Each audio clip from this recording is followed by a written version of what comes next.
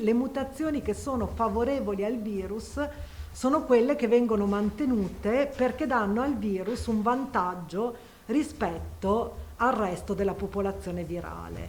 Quindi è normale che il virus muti, più noi lo mettiamo sotto pressione e più lui muta. È una specie di battaglia fra noi e il virus.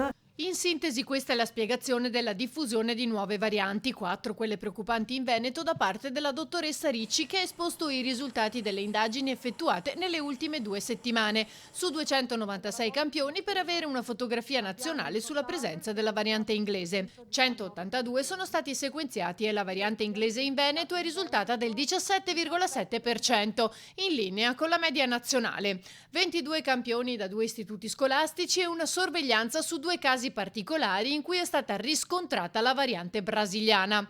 Scoperti anche 4 casi di variante inglese su 6 campioni inviati dalla sorveglianza tra le positività emerse tra i partecipanti dei mondiali di sci di Cortina.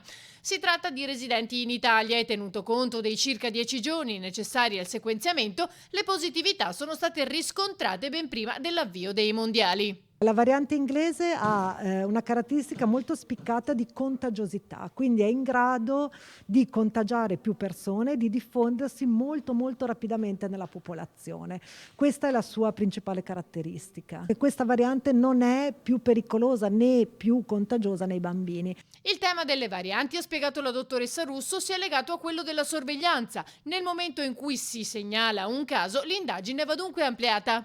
Quindi non solo i contatti stretti, familiari, i contatti lavorativi, ma anche, torniamo un po' a quello che era il percorso che abbiamo adottato nella fase 1 della malattia, a tutti i contatti, anche quelli a basso rischio. Adesso bisogna ricostruire un percorso di contatti possibili in modo tale che vengano identificati ed isolati proprio per interrompere la circolazione del virus ad un periodo di possibili contatti più lungo. C'è poi la questione dell'efficacia vaccinale. Sicuramente i vaccini ad oggi approvati sono efficaci nei confronti della variante inglese, che è quella attualmente più diffusa in Italia, quindi non c'è un problema, diciamo, di tenuta di copertura vaccinale. Ci sono dei dubbi relativamente alla variante brasiliana, non perché il vaccino non sia efficace, ma potrebbe essere meno efficace verso questa variante. Quindi è estremamente importante contenerla ed evitare che si diffonda. L'attenzione deve essere massima da parte di tutti.